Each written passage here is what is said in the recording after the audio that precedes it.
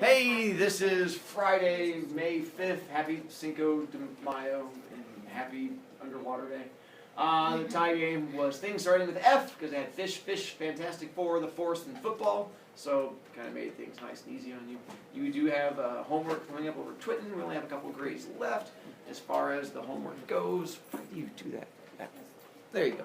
It is on the page. It is connected to the quiz coming up next week. We're going to have a quiz on Tuesday over chapters 1, 2, and 3, 4. Today we're going to get through 2 and get into part 3. And then eventually you're going to have to start reading on your own. Let's see, yesterday we got to, who's Curly Shepherd? Tim Shepherd's brother. What does Curly Shepherd try to do? Beat up Eminem. Beat up Eminem. Is he successful? No. Who stops him? Mark and Brian. Mark and Brian. Do Mark and Brian get beat up for owing Charlie money? No. Why? Because he pickpocketed. They get the $3 from pickpocketing, and then we got to whether Mark and Brian are good people, and we seem to be a little split on that idea. We do find out one of them considers themselves a thief, and that is Mark. And one of them considers himself a liar. Nicely done. And we find out where is their mom right now? Hospital. And we never really find out what the surgery is, but she's definitely in the hospital for some kind of surgery-ish thing. She seems to be in and out of the hospital throughout the book for whatever this issue is that she's going through. This surgery. We did introduce a new character that drives the van. Randy. And where do we know Randy from before? Outsiders. And He was one of the socials. He was one of the socials. And what does he end up believing in? Not fighting. So what does he become in this book? He becomes the hippie. And then did we get to Brian meeting the person, the girl? No. Alright, so we're just getting ready to start with Brian meeting the girl. Oh, what is it that Brian's mom wants him to go do? Go see a kid. Correct. Brian says, I'm not going to, but Mark says, yeah, I'll do it. And he's like, yeah, of course you would. Blah, blah, blah. I'm a hater. And we were on page 30, and this is where Brian decides to go down to the little food place to go grab some food, and we get to introduce our next character. So I was sitting there. So I was sitting there reading the menu when I heard a voice say, can I take your order? And I looked up at this really cute chick. She gave me a big smile and said, hi, Brian, what are you doing here? I was racking my brain trying to think where I knew her from. I mean, she did seem kind of familiar. So to stall for time, I said, I'm here to see my old lady. She's just getting over an operation. I didn't know you worked here. Well, I just started this week, but you knew I just got back, didn't you? Oh, yeah, I said, about to go crazy trying to remember who she was. She had this groovy, long, dark hair with a sheen to it like charcoal. Long hair with bangs just drives me crazy. And there aren't too many chicks who can wear their hair like that and still look good. And she had these big, beautiful gray eyes. Dark gray with black eyelashes. And the eyelashes were really long, but they weren't fake. I'm a long practice studier of girls, and I can tell about things like that. Gosh, you've grown. You must be a foot taller than when I saw you last. Yeah, well, I mean, it's been a long time, I said. I mean, if I'd grown a foot, it must have been, right? Now, how you been doing? Oh, pretty good. I was lucky to get this job. But listen, give me your order. I'm not supposed to stand around talking to customers. Sure, I'll have a hamburger and a Pepsi. She took my order and left, and I was about to lose my mind. She couldn't have been someone I dated. I date a lot of girls, but I was sure I could remember them if I saw them again. Anyway, she seemed friendly, and after you break up with someone, she's not usually friendly. She seemed so familiar. I could have sworn I'd seen her recently. Whoever she was, I wouldn't see her again. I'd already noted that she wasn't wearing a boy's ring around her neck or any other sign that she was somebody's personal property. I'm in the habit of looking for things like that. I've gotten into some tight spots with boyfriends I didn't even know existed. Here's your hamburger. I looked up at her, and she gave me this really great smile. I mean, it was a smile that lit up her face. I knew I'd seen that smile recently, and then it struck me who it was. And I was so surprised, I said it out loud. Kathy? Yeah, she said, almost as surprised as I was. Who'd you think it was? The last time I saw you, you had short hair and braces, I said, forgetting that a lady killer should never remind a girl of her gawky age when she was skinny and ugly. or fat and ugly, or short-haired with a mouthful of metal. We've heard of Kathy in the book already. Remember where she was mentioned before? Wait, is it Eminem's sister. When he says, my sister Kathy just got back and she was out at a private school, this is Kathy, who just got back. So that's why he connects it to Eminem. Yeah, that's the truth. Brian, wait, you mean you didn't recognize me? No, I didn't. I couldn't see why that should shock her so much. Even back in the days of braces and short hair, we weren't exactly best friends. I never paid any attention to her, really. I just recognized you because you look so much like Eminem when you smile. I'm going to take that as a compliment, she said, giving me my check. Eminem is a beautiful child, and he has a beautiful smile to match his mind. He's a good kid, I agreed. She turned to go, and I said, wait, without thinking. So when she turned, I stuttered a little. I mean, I haven't seen you in a while. I'd like to talk to you sometime. I really wasn't living up to my self-image. I never stutter. All right. Yeah, we'll talk sometime. I wanted to ask when, but didn't. You should never be too eager with chicks. It gives them ideas. I waited around for Mark, but he didn't show up, so I took the elevator back to Mom's floor. I went and looked in the room across from Mom's where that kid was supposed to be. And I saw him all right, but no sign of Mark. That kid had been hurt bad. He had bandages around his head and across one eye. Both arms were up in slings, and he had stitches in his lower lip. Hey, are you Brian? He looked at me out of his good eye. Mark said to wait for him here. I'll be right back. He went across the street to the drugstore to buy me some comics. Now, I could tell from the way he talked that he came from a neighborhood like mine. I mean, this was likely. It was a charity hospital. Come on in, he said. Pull up a chair. Do you guys know what a charity hospital is? Hospital that doesn't ask much. Here you go. Doesn't ask for, like Riley Hospital. A lot of times the kids go there who have like the bad diseases and bad injuries like that. It's not as expensive because it's paid for by donations.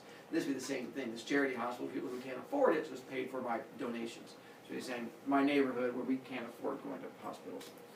Come on in, he said. Pull up a chair. I did. I didn't know what to say to him. You're Mark's brother? I mean, you don't look much alike. For a minute, I really felt good about Mark's telling this guy we were brothers. I mean, of course, we didn't look alike. Mark with his gold hair and strange gold eyes and slight, tense body, and me, big and husky with dark brown hair and eyes. So I said, no, I guess we don't. I got a brother, older. We don't look much alike either. I looked around for a no smoking sign. Can I smoke in here? Sure. I mean, as long as you don't get caught. Would you mind giving me a few puffs? Okay, I said. I lit up a cigarette and put it between his lips. When I took it back, he said, thanks. I haven't had a cigarette in a week. My name's Mike Chambers. Mine's Brian Douglas. Man, you look awful. What happened? I was beginning to be glad I'd come in after all. It must have been rough being kept in a hospital that gave you the creeps with nobody to talk to and the teacher needs to drink water. Sorry, voice issues.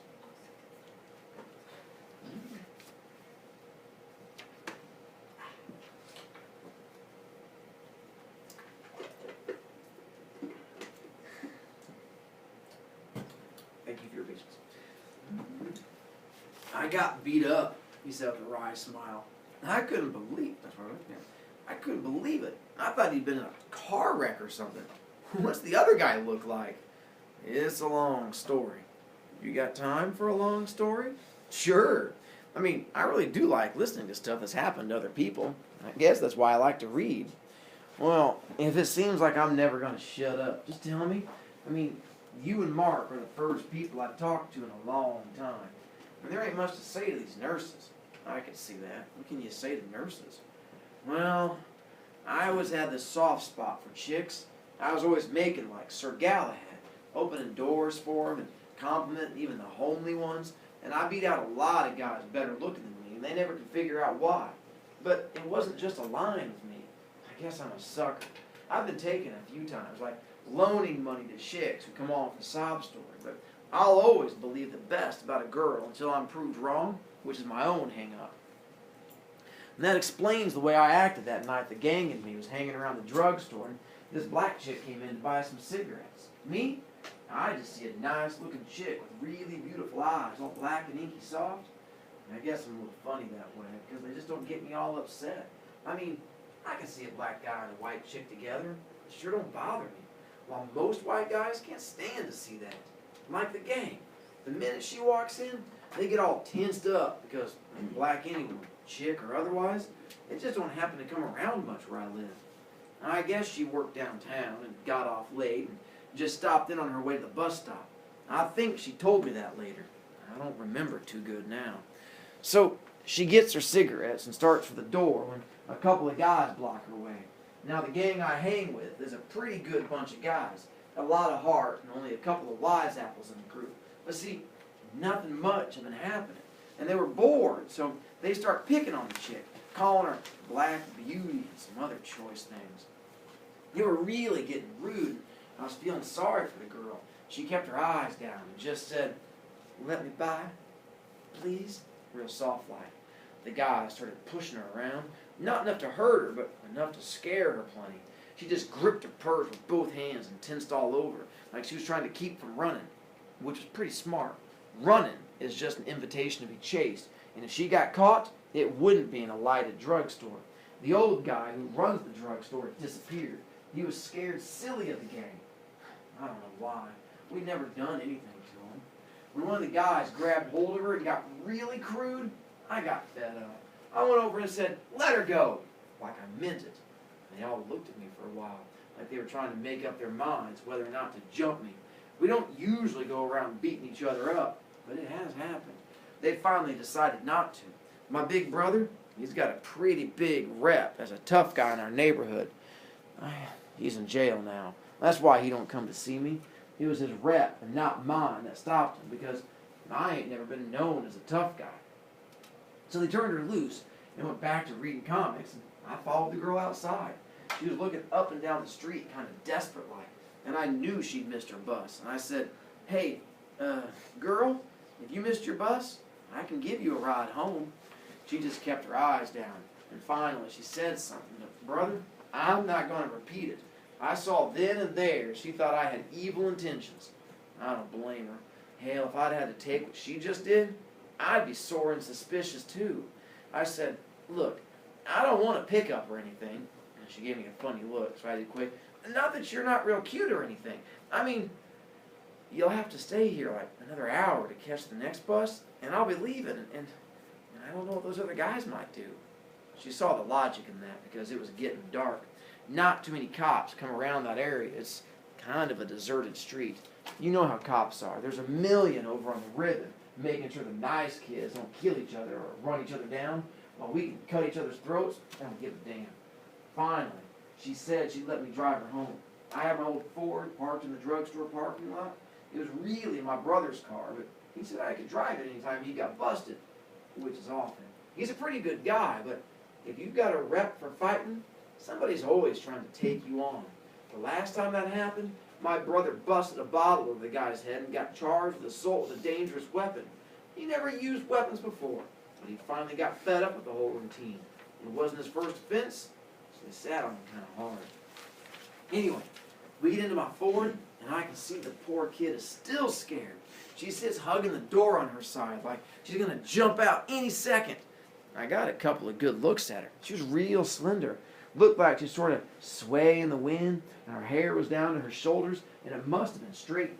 She had on a yellow dress and yellow shoes, and she had her straw purse sitting on her lap, and she held on to it with one hand and the door handle with the other, and she really was cute. I started talking to her about just everything. Would her old lady chew her out because she was late? My old lady did. Man, they never liked anything you did they? But still, sometimes you couldn't get along without it. Did she go to school? I did, but boy, it was really a hell of a place to spend all day. I wanted to drop out, but the old lady said she'd kill me if I did. And I kept talking because that's what I do with animals when they're hurt and scared, and pretty soon they get over being scared. And I've got a hang-up with animals too. I could tell she was beginning to calm down a little. At least she let go of the door handle. I even got her to smile once.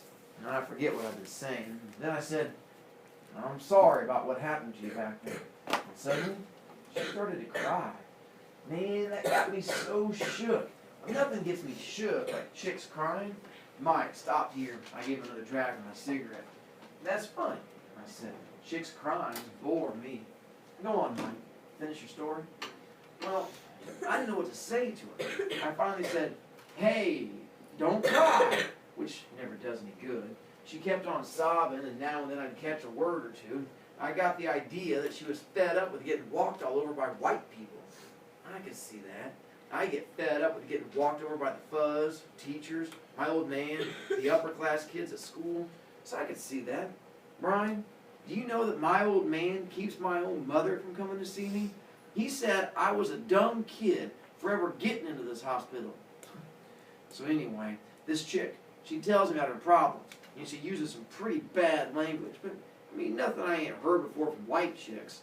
I finally pulled the car over to the curb and reached into my pocket, and she sat up straight and got all uptight. What we stopping for? She says. And I said, I thought I had a handkerchief, but I guess I don't. I pulled back out on the street. She looked at me for a minute. I kept staring straight ahead, but I could tell she was watching me. And she said, thank you. I drove her home. She lived way out on the north side, where most of the blacks live. You know where? It's a pretty lousy neighborhood. It's about as bad as mine. As I pulled up in front of her house, I could see a bunch of kids hanging around in her porch and in her yard. Well, here you are, I said, a little nervous. For somebody who'd been practicing in her mind how to get the door open, she was pretty slow about getting out. That's how it seemed to me anyway. I think she was tired out from crying so much. And then there were all these black kids around my car. Some big guy opened the girl's door and pulled her out and said, "What's the matter, Connie? What happened?" You could tell she'd been crying. Then they opened my door and dragged me out. It seemed like there were 100 black faces staring at me. I mean, I guess it was really just about a dozen, but it seemed like 100. I just stood there, backed up against the car. Talk about scared. Man, was I scared. To top it off, the chick had started crying again, so she couldn't talk. Mike paused here for a minute. He was staring off in the distance. And when he started talking again, it was slowly, like he was living the whole thing over again. The big guy came around to my side of the car. "You hurt her, what, boy?" "No," I said. It didn't sound very loud, so I cleared my throat and said, "No, I didn't." So loud that it sounded like I was shouting. It was real quiet. You could hear somebody's TV from down the street, and a dog barking a block away, and Connie's soft sobbing. I could even hear my heart pounding in my ears. Then the big guy said, real quiet like, "What if we don't believe you?" And so I got so scared, I was about to cry. And I said, "Ask her, huh? You just ask her." The guy called across the car, "Connie, what you want me to do with this white cat?" And real soft, her voice was so soft, just like her eyes, she said, "Kill the white boy." And sure enough, they almost did. There was a long silence. I think Mike had forgotten I was listening to him. And then he took a long breath. That's how I got here. I mean, I must be a dumb kid, like the old man says, though, because I still don't hate him. Least of all Connie. I mean, I can almost see why she did it. Almost. I shook my head. That's a rotten thing to happen to anybody. "Sure is." Mark's voice came from behind me. He'd been standing in the doorway, I don't know how long. "Come on, Brian," he said. "Here's your comics." He tossed a couple of monster comics on the bed. As we got into the elevator, Mark said, "I'm inclined to agree with this old man. That is one stupid guy." "Do you mean it?" I said. "I've been thinking about Mike's story, and I can see his point about not hating the people who beat him up." "Yeah, I mean it. Man, if anybody ever hurt me like that, I'd hate them for the rest of my life." I didn't think much about that statement then, but later I would. I still do. I think about it, and I think about it, till I think I'm going crazy.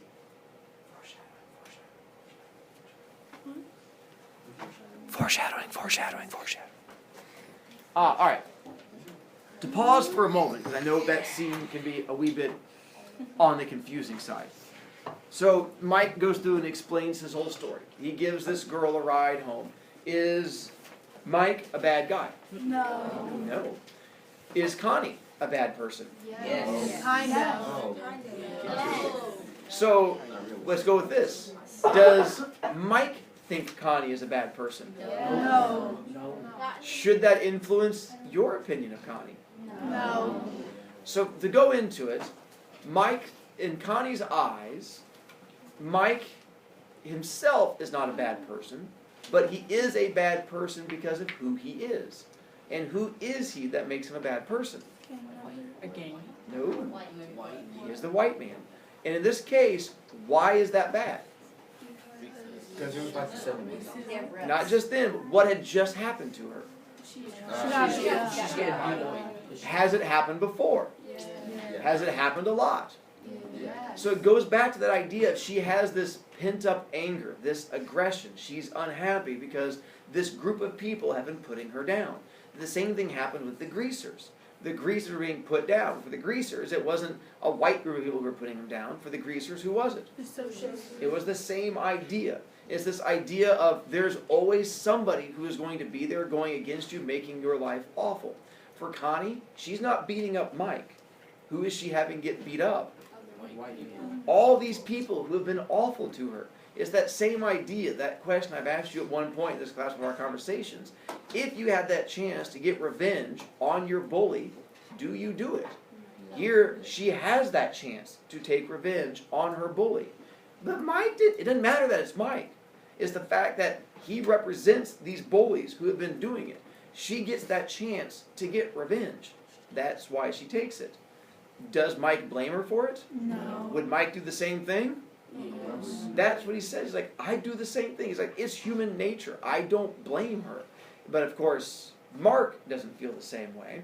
Mark says, nope, you hurt me, I kill you. Simple as that. You do anything to me, I kill you. Simple as that.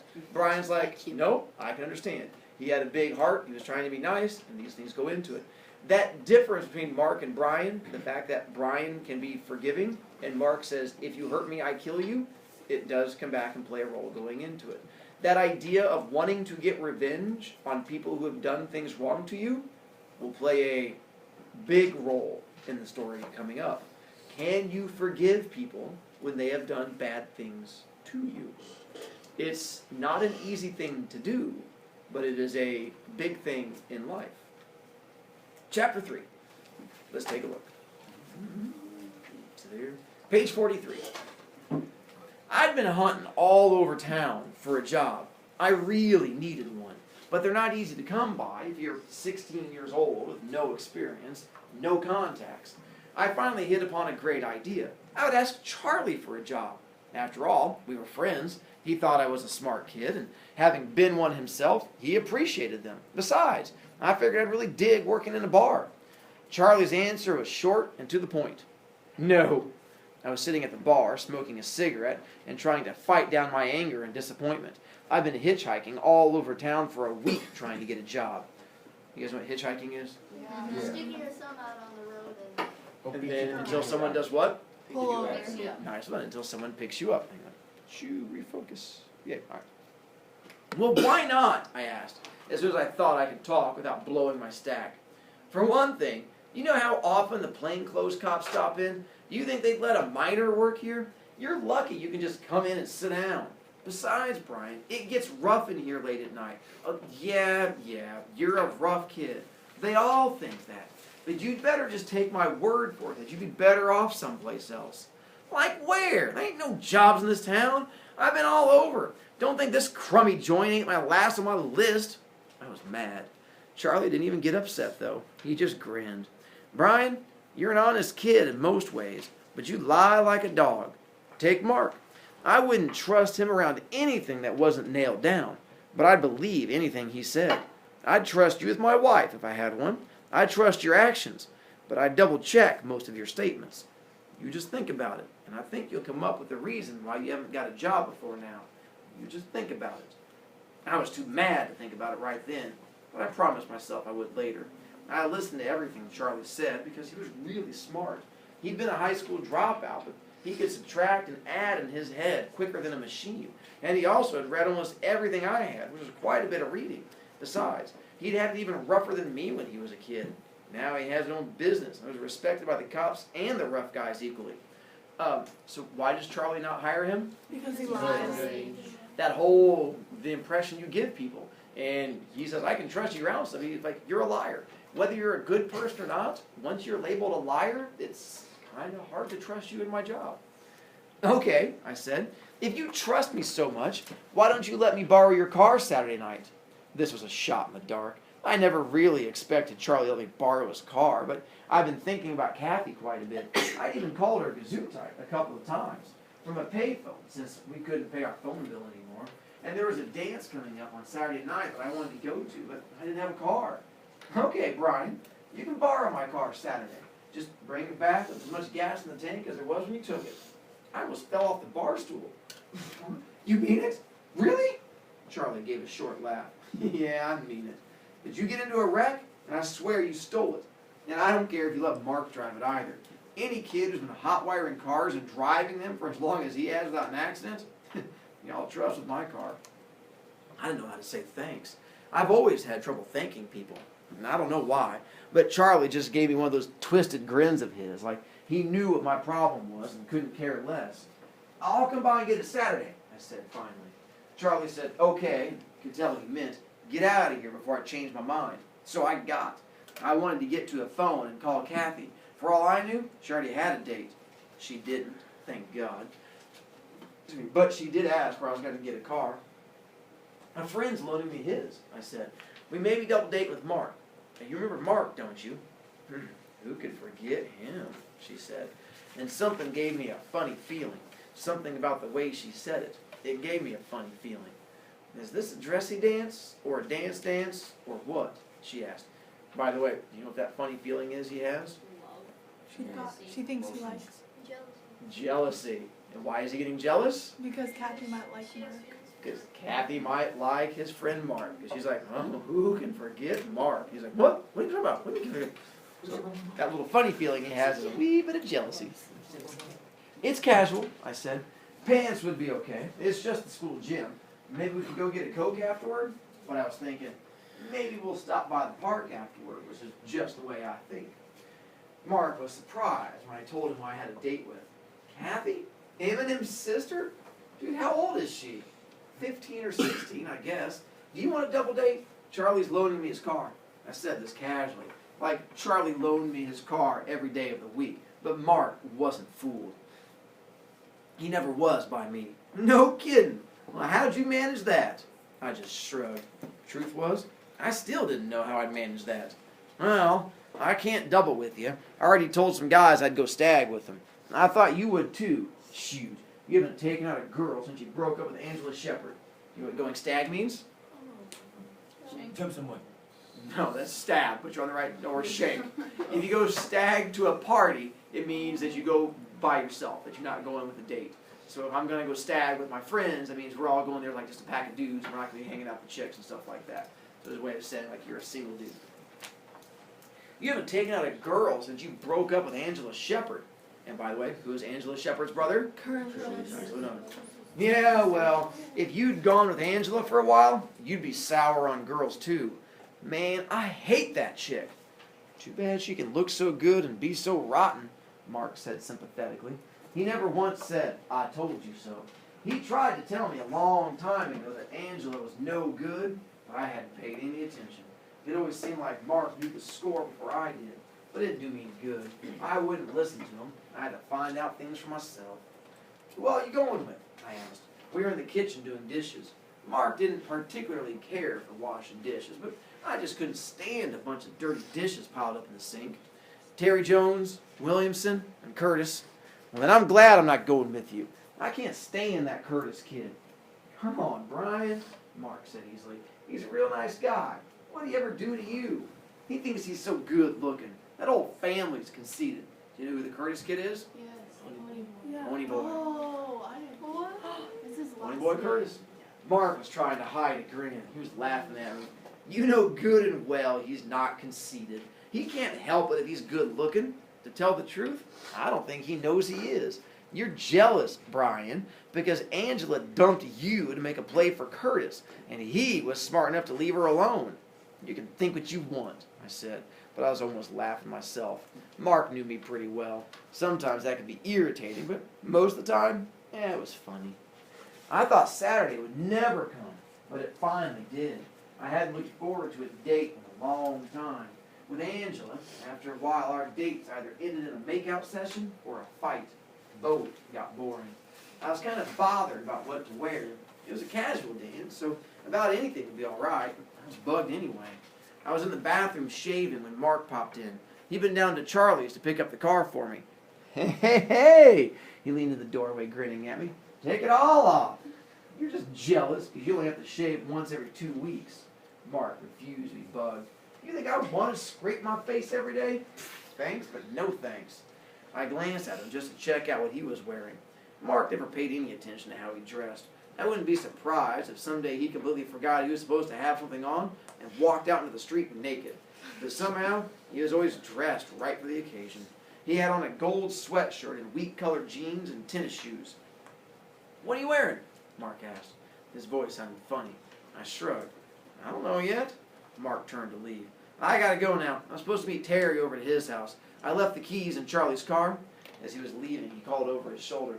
Hey, I found this shirt out in the street. It's lying on the bed if you want to see it. I heard the door slam and the sound of his light running steps on the porch. I finished washing off my face and went into our room. Mark and I shared a bedroom, which was pretty small. We have a small house, and it seemed even smaller with our twin beds. One was against each wall, and that left only a path about 3 feet wide to the closet. I wanted to get a look at this shirt Mark had found out in the street. I don't believe Mark found it out in the street. He did what? Nicely done. And there we're going to stop before you get a chance to find out what kind of shirt it is.